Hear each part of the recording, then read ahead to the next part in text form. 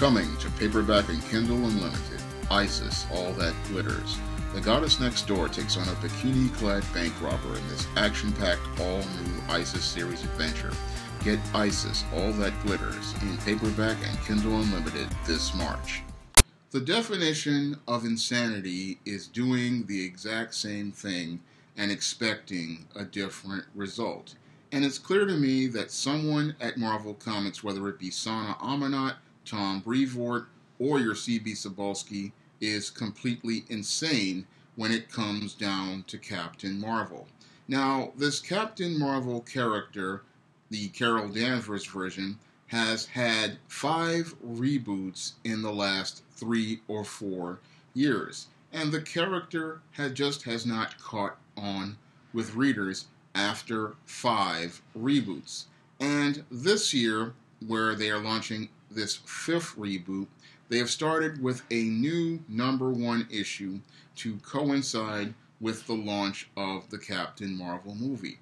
Unfortunately, this #1 issue features many of the same mistakes that the previous 4 relaunches had, and in this 5th relaunch, it is clear to me after reading it, it is a textbook example of all the mistakes I talk about regarding why the strong women in comics story model fails to resonate with readers. Because after reading Captain Marvel #1, I saw every mistake I talked about in that video on display in this comic. And on the first page of this Captain Marvel #1, we don't get a splash page featuring the character in action.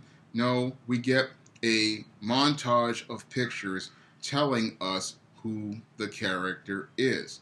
And that's a major mistake when you're trying to make a character relatable to the reader, because all those pictures do is they present a passive picture of this character and her evolution over time, and all it does is take us out of the story and gives us no reason to care. Now, in screenwriting and novel writing, my approach is this: the main character needs to be up front. We need to see what the character wants, and we need to see what obstacles are in the character's way that make us care. Unfortunately, as this Captain Marvel #1 goes on, it's the passive tone and approach that wind up not making the reader connect with the book, because that montage of pictures then segues into a sequence where we see Captain Marvel and Spider-Woman fighting some sort of giant kraken. And this is another big mistake that Marvel makes with Captain Marvel, is not only do they use a passive approach to storytelling where they tell us who Captain Marvel is, they then come in with this really weak splash page where Captain Marvel is small in the picture. And when you have a character that is small in the picture, what that does is it gives us no reason to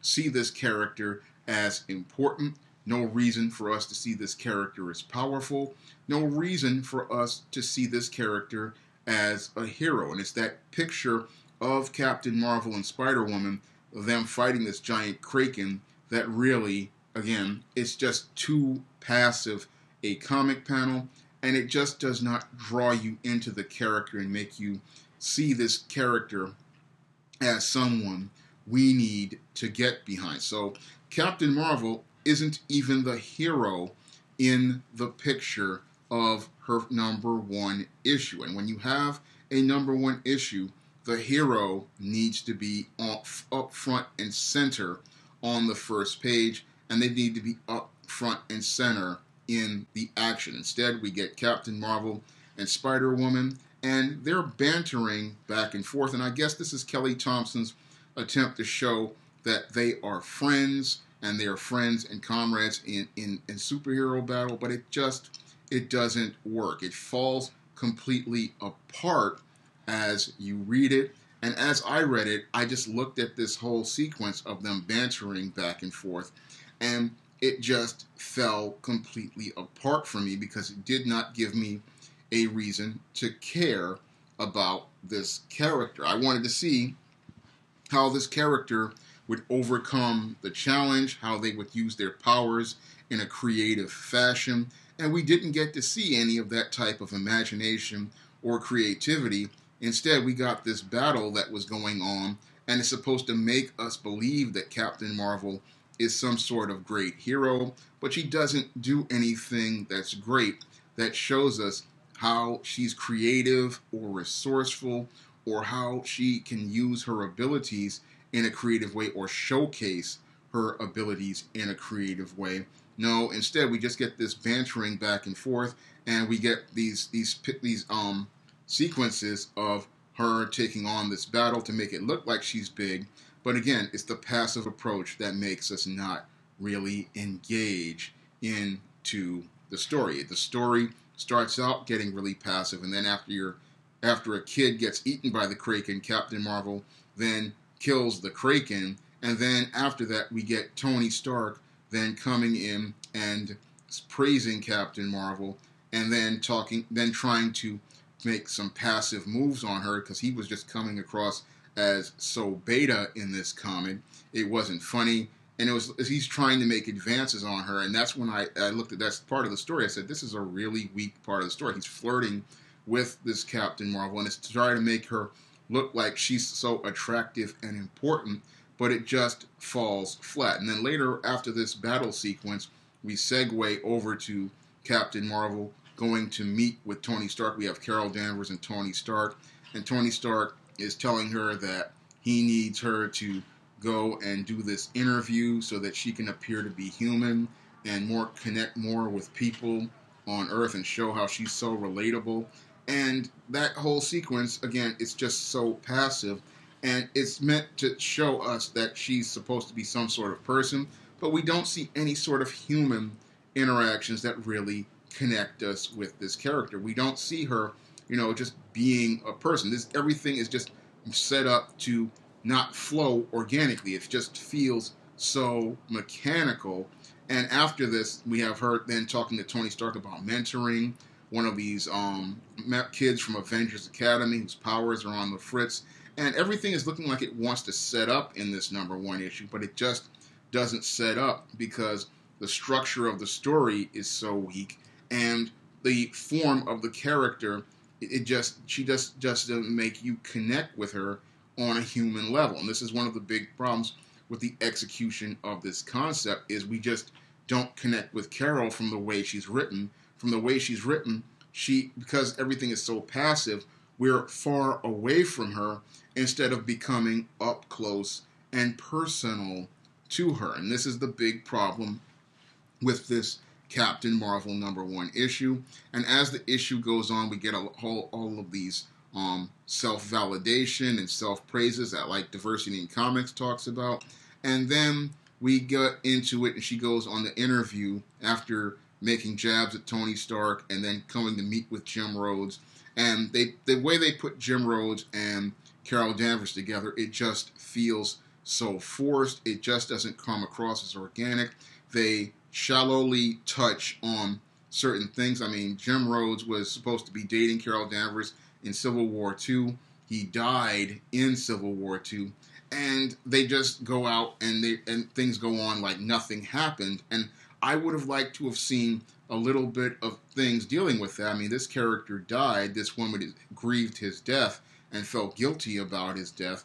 And I would have liked to have seen that touched on with a little bit more layers and a little bit more depth. I mean, the Jim Rhodes character, as I've seen it, in Tony Stark Iron Man, has not been handled well.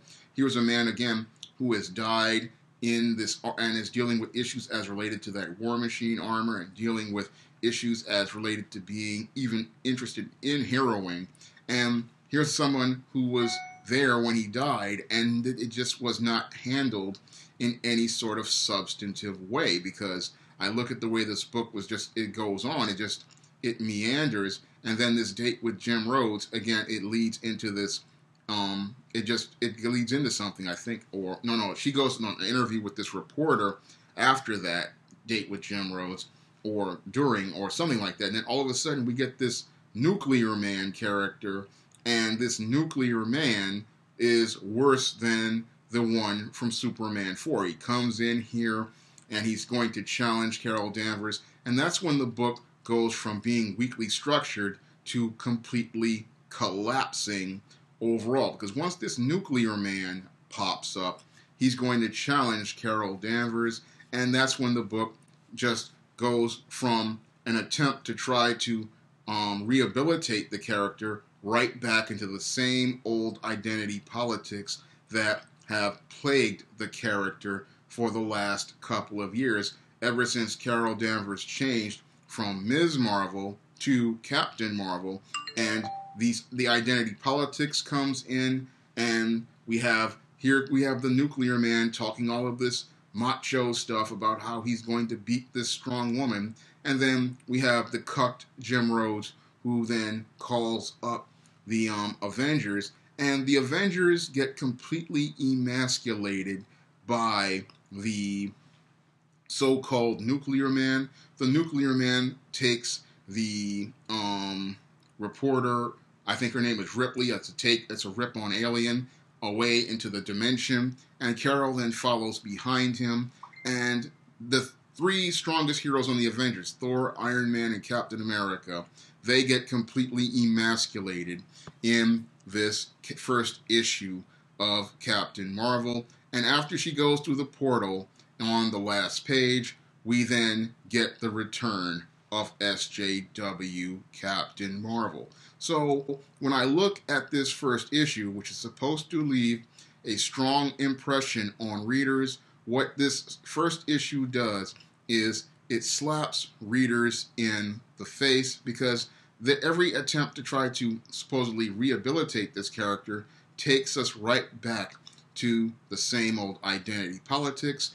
And it's clear to me that Marvel really doesn't understand why this character keeps failing to resonate with readers. And one of the reasons, again, this character fails to resonate with readers, I talked about in the previous video. Why the strong women in comics model fails to resonate is that they continue to use this masculine story model on this Captain Marvel character, and they continue to use a masculine approach to storytelling, and a really poor masculine approach to storytelling, one that is extremely passive, one that pulls the reader away from the action, has them distant from the action, and does not connect them to the action. And that's why this book just continues to fail time and time again, because they continue using the exact same approach and then expect the readers to come in after they continue to use an approach to storytelling that does not draw the reader in. Now, as a writer of heroines, when I read this book, again, I saw all of these mistakes that they were making, and I could literally tell what they were doing wrong from page to page. Because when I would go out here and I would write a story like an E-Steam No Good Deed, I understood that if I'm writing heroines, one, I have to use an approach to storytelling that relates to women, and that approach, again, is one where we're dealing with internal conflict, and we're dealing with a conflict that, again, is very active. So I made sure that when I was writing the No Good Deed, not only the story and the script, I always made sure to feature the character prominently on the splash page, and then as the story went on, we then saw the character in action. And then one of the things you want to do in a first issue with a character, what you want to do is give us a clear showcase of their powers, because with a clear showcase of their powers, the reader knows what to expect during the run of stories. They need to know what type of abilities this character has, and they need to see that character using those abilities in that first issue, and they also need to see them have to deal with some sort of challenge in the first issue they have to overcome creatively or resourcefully, and that's something I did with the character of Esteem in the No Good Deed short, and I also did it in the story Deadly Delilah. So in those two stories, I showcased the Esteem character's powers and abilities, and then I showcased her using her powers in a creative and resourceful fashion. And as she was using those powers, I also established her character. I also established her relationships to John Haynes, her boyfriend, and Delilah, her new arch enemy, and Lucifer, the boss of all of the demons. So I established all the character relationships, something we really did not see in the Captain Marvel first issue. We didn't see Carol connecting with these people. We did not see her forming relationships with them. Now, Kelly Thompson's story, she wanted to say that's because Captain Marvel was in space. But again, when I write characters, I want to make it where you feel like these people are connecting, even if they don't know each other. I remember a story I did called Esteem Demons Anonymous. Esteem is going to meet this Claudius character who is running the Demons Anonymous group, which is about a group of demons who are secretly Christians, or they have left the Legion to become Christians.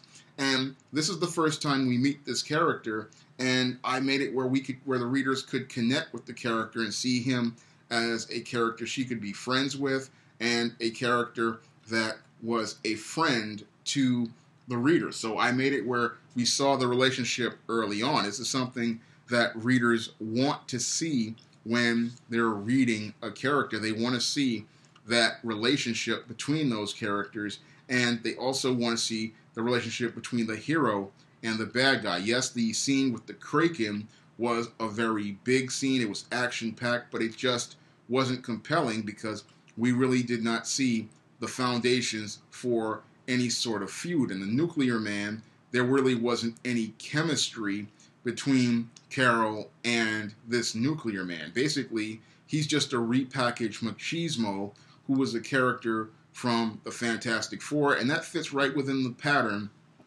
of what they do with heroines in comics, where they always try to feature heroines taking on these jobber villains and never really trying to help them build their own rogues gallery. With this Nuclear Man, he's just a repurposed, repackaged jobber, and that's not what readers are going to pay $3.99, $4.99 for. If when you have a first issue, you need to come out of the gate strong, and this Captain Marvel #1 just doesn't come out of the gate strong. The story is very weak. The story is very passive. The character personality is very bland, and the whole structure of the story completely collapses due to the identity politics being pushed. And because they push this identity politics, we don't get to see a story that resonates with readers or gives them an incentive to go out here and buy that second issue. When I saw that final page with Carol with her head shaved in a post-apocalyptic world, that was the end of me even thinking about ever considering picking up another issue of this Captain Marvel, because it looked like from that final page, Marvel was doubling down for the 5th time on the same issues that people say they have a problem with this character, and continuing to try to insist on shoving this concept down people's throats. So when I look at this book, it's one that I see that is going to continue to fail for Marvel, because it's clear to me that they are insane with the idea that they're going to push their idea for Captain Marvel down people's throats, and the masculine story model for Captain Marvel down people's throats, trying to get them to see her as a hero without giving her any of the feminine character traits readers want to see, or any of the feminine story models that male and female readers could relate to. As it relates to this 5th relaunch of Captain Marvel, this is a relaunch that has failed in my eyes, because when I look at this 5th volume of Captain Marvel, it continues to make the exact same mistakes with a different creative team, and all you're going to see at the end of the day is the exact same results for this Captain Marvel character, a character that just will not catch on with readers in the same way that many of these other far leftist characters, just like Squirrel Girl and Miss Marvel, have not caught on, because those characters just use the wrong story model and they use the wrong approach to storytelling. I wish that Marvel could wake up and start using the right story model like I do in my E-Steam series books, because maybe if they used a softer approach to storytelling, focused more on relationships, and focused more on making the characters more active in their own stories, then maybe people would have a reason to pick up a story featuring a Marvel heroine. But at this point, with the way they are executing the exact same concept over and over again, it looks like that they're going to continue to fail time and time again. This Captain Marvel #1 is a complete dud. It's a complete disaster, and it just shows that as it relates to Marvel, they just haven't learned. And what's sad is 5 volumes of the same book being rebooted. It just shows that there's no hope and no change for Captain Marvel, and no hope and no change at Marvel Comics. If you'd like to pick up one of my books featuring strong heroines in a positive story model, you can pick up one of my ISIS series books or E-Steam series books on Amazon.com in the description box. And if you want to pick up a comic featuring a heroine that's going to be fun, you can pick up the upcoming ISIS graphic novel when I launch it on Indiegogo this March. That's all I have to say for this video. You can comment, rate, and subscribe.